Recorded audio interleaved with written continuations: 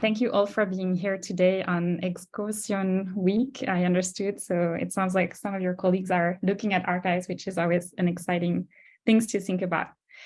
So first, I would like to acknowledge the fact that the title of my talk is a bit different than the one I announced. When Manuel invited me a few months ago, we broadly agreed that I would talk about this book, which came out with the University of Chicago Press in January.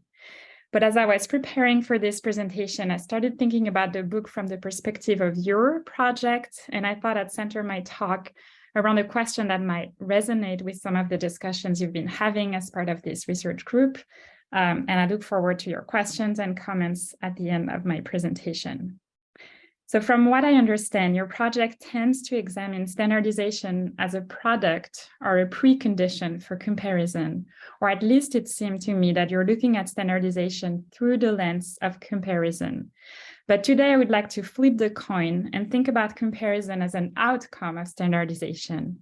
It's not to say that my story doesn't go the other way around, especially that the comparing practices I'm going to talk about today don't rely on the standardization of measurement, including measurement units, methods, instruments, and so on.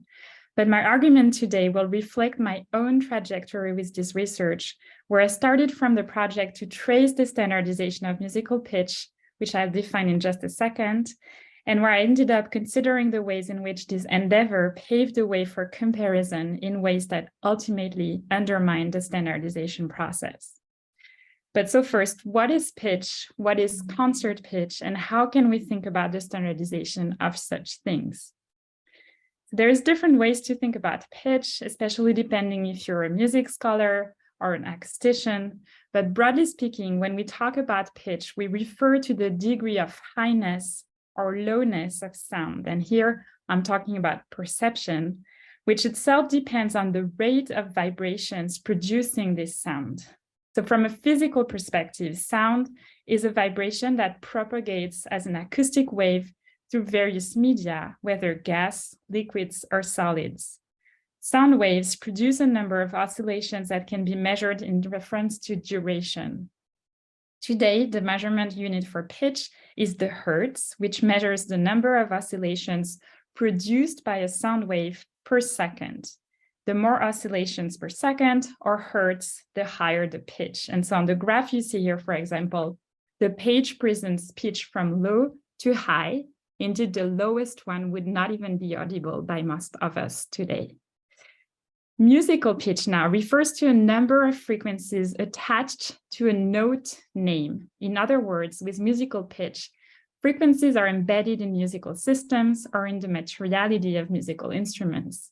So for instance, the current standard for musical pitch, which is A 440 hertz, means that on the piano whose keyboard you're looking at, this particular key, which is an A, would produce 440 hertz. And so just so you can have a vivid sense of what we're talking about, I will play a short excerpt in which you'll hear a piano give this A to an orchestra in what could be the prelude to a concert featuring a piano concerto, for instance.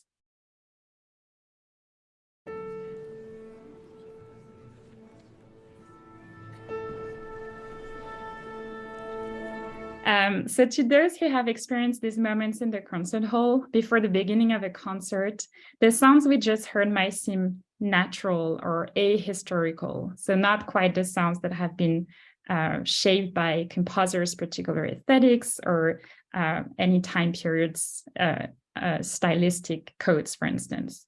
Yet A440 only became our standard pitch during an international conference held in 1939. In my book, I trace the rocky path towards this agreement and demonstrate the aesthetic, scientific, industrial, and political contingencies underlying the construction of this standard, and show that it was the result of a cacophony of competing views and interests. For most of Western music history, pitch was a fluctuating concept. Countries, cities, and individual musical institutions performed music according to their own local standards. While the idea of a fixed point of reference for musical practice had been around since at least the beginning of the 17th century, this concept only materialized in the early 19th century as the result of two separate sets of issues. First, with the expansion of railroads, the concert life of European cities increasingly relied on the touring of musicians, as travel infrastructures induced a rapid internationalization of the musical world. Many voices denounced the difficulties arising from the lack of uniformity in performing pitches. These calls for spatial uniformity did not only come from the musical world. As the science of acoustics was developing, physicists similarly became eager to standardize their experiments, thanks to the adoption of a common sonic point of reference across different labs. In addition to these geographic phenomena, pitch standardization resulted from anxieties over historical transformations. Although this view has been challenged since then, throughout the negotiations, there was a shared belief that pitch was rising over time. This escalation was attributed to the development of instrumental music, so music without voices, and a new taste for so-called bright sounds associated with higher pitches. To give you a vivid example of these anxieties, I wanted to show you this quote from 1858, in which one of France's most influential composers at the time, Hector Berlioz, predicted that, quote, pitch having risen 1 tone in 100 years or half a tone in half a century would, if its ascending march continued, go through all the semitones of the scale in 600 years and would necessarily be up by an octave in 2458, unquote. In other words, pitch would cross the distance separating these two C's on the piano. As ungrounded and fantastic as this view may seem today, it was a source of deep anxiety throughout the negotiations I analyzed. The reason why it created so much anxiety is because it was seen as a threat for the conservation of musical repertoire, especially for opera and other vocal music, at a time when music from the past precisely started to acquire unprecedented authority in Western musical cultures. How, for instance, would one be able to sing the high notes of Mozart's Queen of the Nights aria if pitch kept rising endlessly? And just to make sure you have a clear sense of what I'm referring to here, I'll just play this short clip where you'll hear some of the highest and most acclaimed pitches in the history of Western classical music.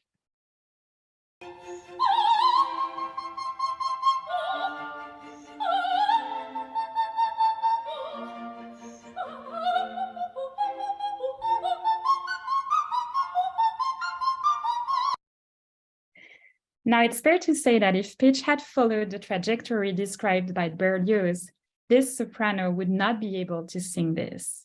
But the idea that I wanted to emphasize is that in the same way that calls for the standardization of pitch across nations resulted from dynamics of spatial integration, calls for unity over time attested to the chronological integration of the Western musical field. So the idea that we very much need to keep Mozart's music alive is the precondition for a lot of the conversations surrounding pitch standardization.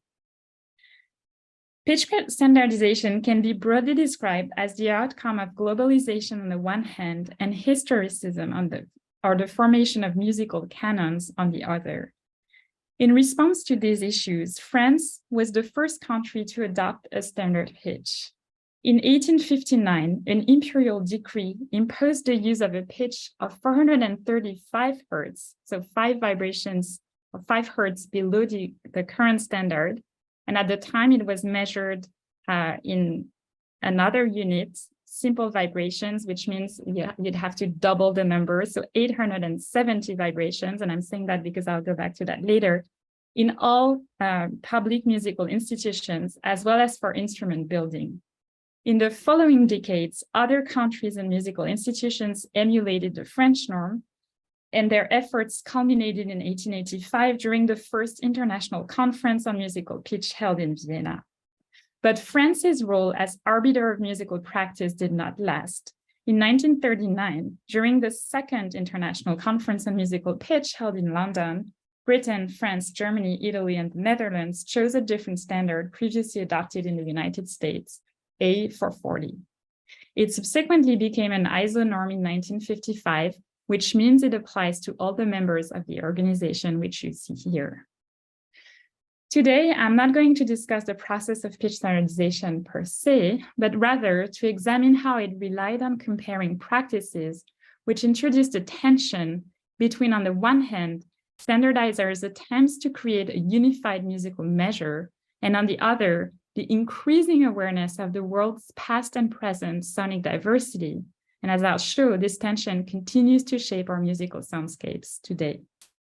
I will start by considering how projects to order the sonic world involve practices of data collection, before turning to the ways in which these practices introduced a drift in the negotiations from standardization to comparison, which ultimately jeopardized the standardization of pitch. Efforts to fix pitch commenced in France in the early 19th century. In 1824, responding to complaints of the Paris Opera's prima donna, who argued that pitch was becoming too high for her vocal cords, the state established a commission to investigate the issue of pitch.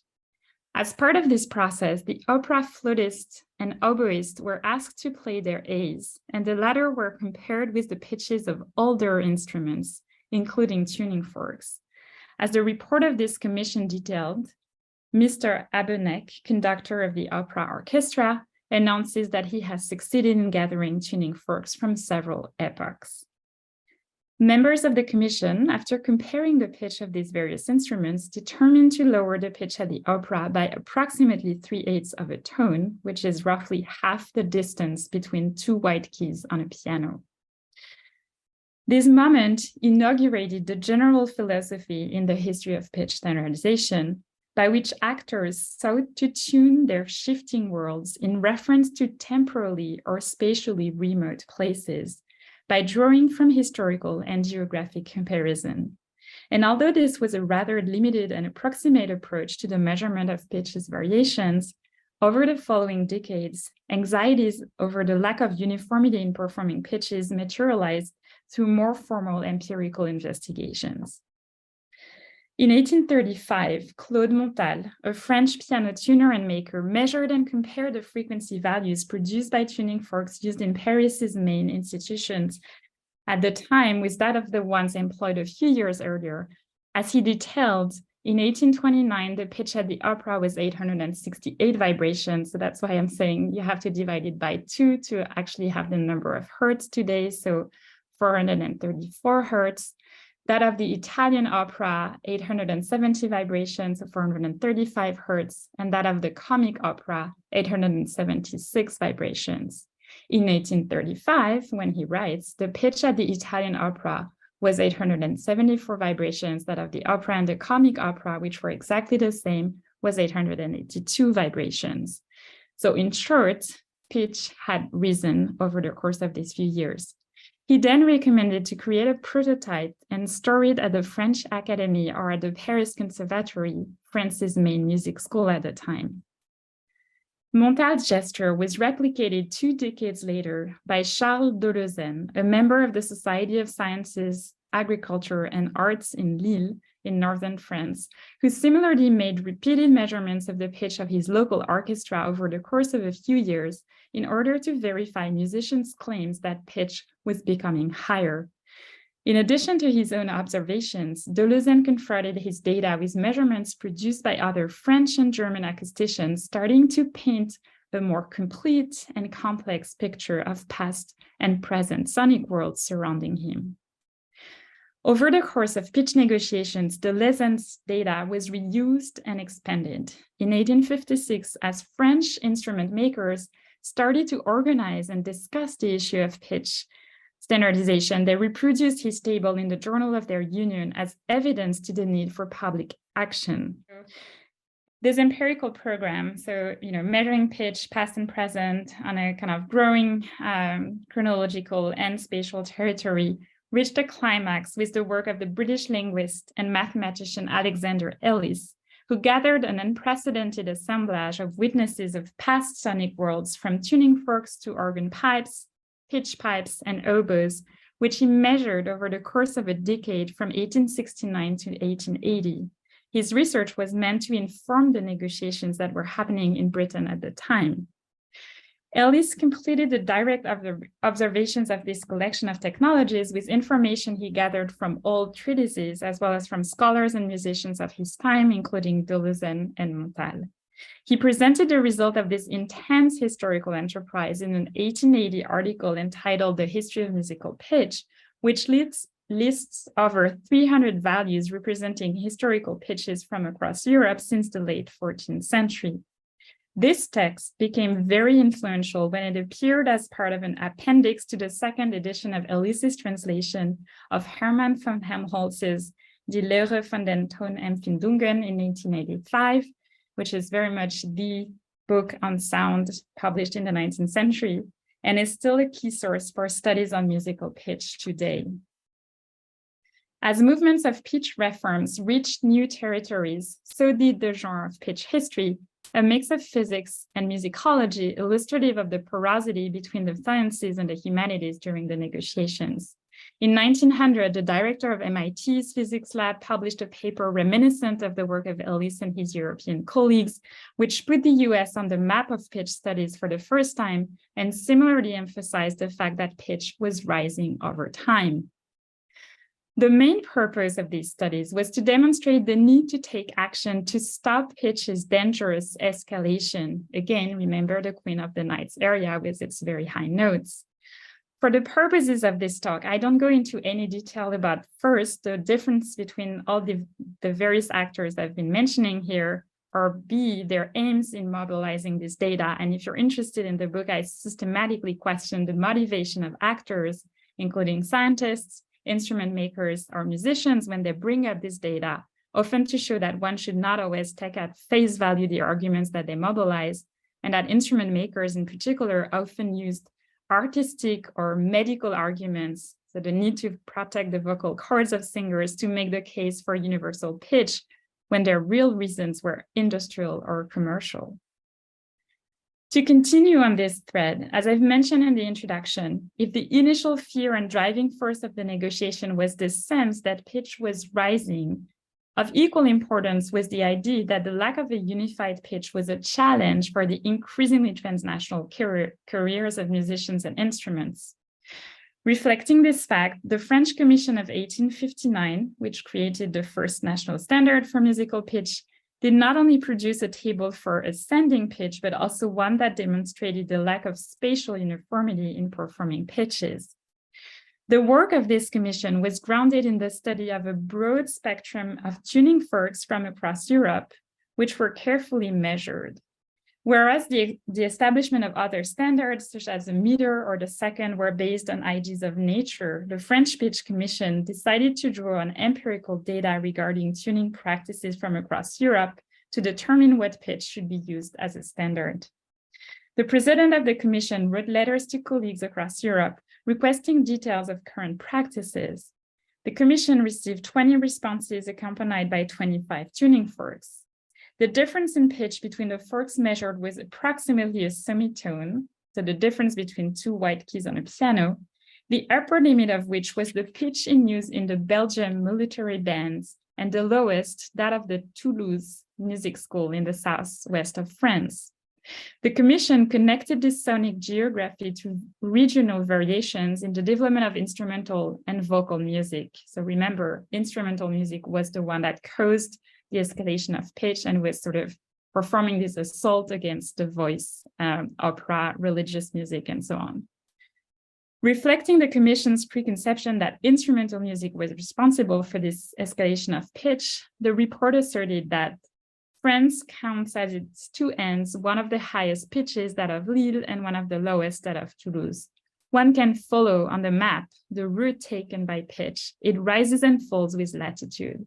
From Paris to Lille, it goes up. From Paris to Toulouse, it goes down. We see the north submitted eminently to the contact and predominance of instrumental art, while the south remains faithful to the uses and the good traditions of vocal studies. This extensive collection of data allowed the Commission to produce a geography of pitch that substantiated its proposed measures to protect vocal music from the detrimental influence of newer instrumental music. Drawing on evidence boastfully described as having been measured with all the precision of science, the Commission decided to base the new standard on a decrease of a quarter of a tone, half the difference between two white keys on the piano, of the pitch of the Paris Opera at 870 vibration, 435 hertz, that is 5 hertz below our current standard pitch. In this first part, I examined how pitch standardization resulted and drew from sonic comparison. The collections of pitch data I have shown were the products of emerging conversations and later more formal negotiations related to pitch standardization. Comparison in the realm of pitch was the product of standardization, serving both as a method to determine at which level to fix the pitch or which regions of the world were indeed in need of standardization, and then as an argument of authority or a justification for action. So sonic comparison, in other words, was an instrument in the hands of standardizers to trigger and organize action. As I will show in the next section, however, comparison also undermined the standardization process, providing evidence of a sonic variety that came to be seen as an object of interest unto itself, one that threatened the universalist ambitions of those eager to tune the world. So as I've mentioned, empirical approaches to pitch reached a climax with the work of Alexander Ellis. Ellis's work both exemplifies and contributed to the drift that I identify in pitch negotiations from standardization to comparison. On the one hand, his studies marked the summit of large-scale 19th century pitch quantification and were instrumental in triggering action in the realm of pitch regulation in Britain and beyond. On the other, however, they also fueled comparative approaches that ultimately undermined the standardization process by highlighting the diversity of past and present sonic cultures. Ellis's interest in pitch started in 1869 when the Royal Society of Arts in London charged a committee to standardize pitch in Britain following the 1859 creation of the French standard. Just like the French Commission, as part of their process, the Society of Arts collected forks from several European institutions, and as Ellis explained, his own work on pitch started with a study of the forks collected by the Society. And I'm not entirely sure why Ellis became involved in this, but at this point, he'd started to work on the sound of languages, and he was especially interested in accents, and so he might have come across as an expert in sound because he was both a linguist and a mathematician, and he had this experience with the sound of language. So as Ellis explained, the Society of Arts kindly placed at my disposal for examination and measurement the forks thus obtained through their collection of the forks of different European institutions. I thought it therefore incumbent upon me to make a report to the Society upon these forks and considered it advisable in doing so to take up the whole subject of the measurement and settlement of musical pitch and to embody in my report search information and results. Although he built on efforts to, quote, settle musical pitch, and while he himself was very much in favor of pitch standardization, Ellis's work far outgrew this initial aim. First, whereas the tables created by the French Pitch Commission of 1859, for example, presented a total of 46 items, as I mentioned, there are over 300 in the 1880 article and in his 1886 appendix to the first edition of his translation to Helmholtz's Sensations of Tone. His work, in other words, pushed the boundaries of existing studies on musical pitch. But more importantly, Ellis's initial ambition of providing a systematic approach to the history of pitch also appeared somewhat contradicted by his attention to historical specificities. And this is where I see the drift taking place between standardization and comparison. Below his tables that present collections of measurements, Ellis inserts very detailed explanations of every single number, a gesture that tends to decompose standardization into comparison. And so the entry you see here is a striking example of this phenomenon. This entry is dedicated to A422.5 vibrations or hertz, which Ellis also referred to as Handel's pitch in reference to the composer Georg Friedrich Händel, who is the national hero of English music. This meant that this pitch was one of the most authoritative examples of Ellis's history of musical pitch. Reflecting the significance of this standard, the entry comprises over 80 lines of explanation on the historical and cultural significance of this particular frequency. It illustrates how Ellis moved from the settlement to the unsettling of pitch by drawing a complex picture of diverse sonic pasts. In this entry, Ellis also tells the story of one of the 19th century most famous tuning forks, one that was thought to have belonged to Handel and producing a pitch of 422.5 vibrations, according to Ellis's measurements. According to the legend spread by Ellis, Handel gave this tuning fork to an orphanage after a performance of the Messiah, Handel's most acclaimed work, held to raise funds for the institution in 1750. Whether accurate or apocryphal, the attribution of the fork to the great master and its association with his most famous work ensured its preservation and transmission. After Handel's death, the fork, lovingly stored in a wooden box, became a relic, one of the many accessories of the cult dedicated to the composer. With the birth of pitch historiography, however, Handel's fork was to become more than a tuning device and a sacred relic. Viewed as a crucial piece of historical evidence, it was carefully measured by several acousticians and eventually shaped Ellis's influential history of pitch. In this piece, Ellis offers an outline of the history of musical pitch, so a sort of synthetic view of the historical variations of pitch, in which he especially proposed the concept of European mean pitch for 2 centuries, with which Ellis referred to the pitch that musicians across Europe allegedly used throughout the 17th and 18th centuries. The unassailable authority of the composer in the British musical field at the time justified the significant extrapolation made by Ellis, whose work tuned 2 centuries to the sound of a single artifact associated with a single composer. What interests me with this is that while the overwhelming authority of Handel's fork affected only literature during Ellis's time, it found a sonic translation in the practices of musicians after the Second World War. Since the 1960s, performers of so-called early music, so roughly music that has been composed before the 19th century, have started to use ever more diverse pitches for their performances of Baroque, classical, and even romantic repertoire nowadays. I have traced this habit back to Ellis and his concept of a European mean tone, even though the frequency that musicians have been using as the standard for early music was not a 422.5 vibrations or Handel's pitch, but a frequency more compatible with the standard of A440, which is A415. And the reason why musicians have chosen this pitch, and I'm happy to talk further about that if that's of interest, is because it's technologically more practical, because it's just a semitone below the standard. And so it allows for transposition. And I don't want to be too technical here, but we can go back to that.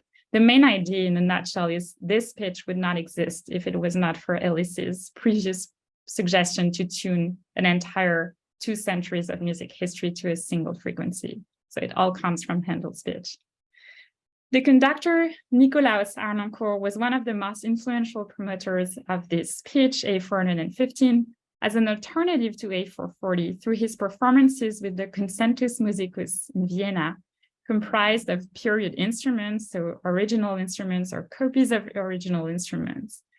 And the introduction of A415 as the Baroque pitch, so early music pitch, not only affected the sound quality of both instruments and voices, especially to the ears of people broad hearing on the instruments due to A440, but it also created what the oboist and musicologist Bruce Hines has called a fork in the road for the careers of Western classical musicians. As he wrote, the diffusion of A415 made it virtually impossible to mix romantic and Baroque instruments in the same ensemble. This in turn forced musicians to choose between the two, defining themselves as modern or historical. There was a symbolic barrier thrown up by the mundane reality of pitch. So here we see the creation of this sort of split sonic world right after the world was finally standardized after World War II. But there's more. So invoking authenticity to justify using a standard for the performance of musical works dating from an era characterized by the lack of such a unifying point of reference was somewhat of a paradox. Over the last 30 years, however, musicologists have expanded the spectrum of standard pitches available for classical music performances by drawing on and deepening 19th century inquiries into the historical variations of pitch. Musicians have used this research to provide audiences with more authentic or simply sonically more different interpretations of early music. It has now become customary to play French 17th and 18th century operas at A392, most of Bach's and Handel's works at A421, while using A430 for Mozart, Haydn, and other Romantic composers, A460 for Bach's works before his Leipzig period, and A465 for 17th century Venetian composition. So in a way, we're kind of back to this initial cacophony that predated the standardization, although of course, the kind of variations that we're witnessing now have nothing to do because they're happening against the backdrop of an established standard, right? So the whole, there is a sort of a poetic of comparison that is involved in these strategies of differentiation, right? Like it's interesting to play to all these different frequencies in a very deliberate approach to how sound can be different through tuning strategies. Ellis's interest in pitch's cultural variety led him not only to conduct a systematic survey to past European practices, but also to go beyond the history of Western musical practice and embrace non-Western sounds. And so now we'd like to trace how his sort of hyper-empirical approach to musical pitch also shaped the ways in which we're thinking about pitch on a global scale. Along with Alfred Hipkins, a piano maker who shared Ellis's interest in the history of musical pitch, the scholar performed measurements on several musical artifacts from India, China, Japan, and North Africa.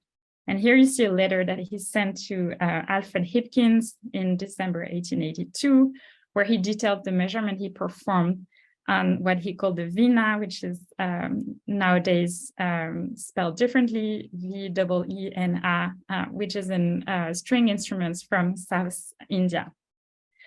This work in turn allowed him to produce new knowledge on the musical systems in use in these various contexts, which he presented in an 1885 paper you see here, entitled On the Musical Scales of Various Nations. To trace this geographic diversity, Ellis used scholarly writings and an extensive correspondence with experts on different musical traditions. For instance, Ellis initially encountered and started to categorize sounds produced by Chinese instruments at an 1885 exhibition in London, but was later able to make sense of them with the help of the first survey in English of music in China, published by a customs employee posted in China. This endeavor with musical pitch beyond Europe and the United States itself had far-reaching implications from the point of view of the history of comparison. While most 19th century music scholars considered the structure of the Western scale as universal, Ellis, drawing on these measurements on the pitch of non-Western musical instruments, adopted a relativist stance that scales were, quote, just various. These views found great resonance, especially in the German-speaking world, where they inspired scholars in the emerging field of comparative musicology. And Ellis's influence over this community has secured him the status of a founding father of ethnomusicology up to this day. Ellis's conclusions about non-Western musical systems themselves had further ramifications that continue to shape musical research. His relativist approach to the Western scale indeed ultimately led him to question the adequacy of Western musical notation as a way of capturing the sounds of other musics. In view of the challenges he had faced when trying to record the sounds of foreign musicians, Ellis proposed a new way of representing pitch that would account for the limitations of the Western musical notation system when confronted with other musical traditions. And so he suggested employing the cent to capture the scales of other nations. And so this interval corresponded to the subdivision of the semitone, which is the smallest interval used in European musical systems at the time, corresponding to the gap between a white and a black key or two white keys on the piano into 100 parts. So that's the term sense. The sense system is still used by ethnomusicologists today. And in light of this history, of course, and especially of the colonial framework under which Ellis operated in his attempt to quote unquote capture the nuances of the world's musics with his measuring techniques, instruments, and units, it is probably time to critique the use of this unit to quantify musics of the world. But for now, I just wanted to show you how the quantification of non-Western scale with this incredible kind of scary level of precision that Ellis developed has started to fuel the decolonization of musical technologies in some corners of the musical field.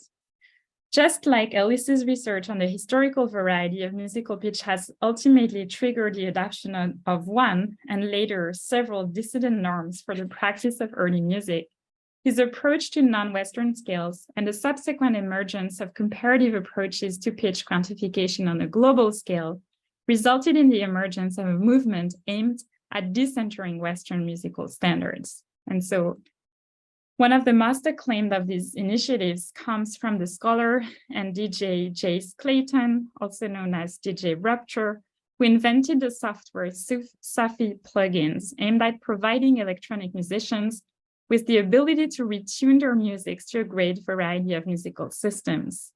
In so doing, Clayton is embracing the flexibility that digital technologies are theoretically providing musicians with in the realm of pitch. So it's now possible to indeed, tune instruments to the cent, as Ellis had once wished.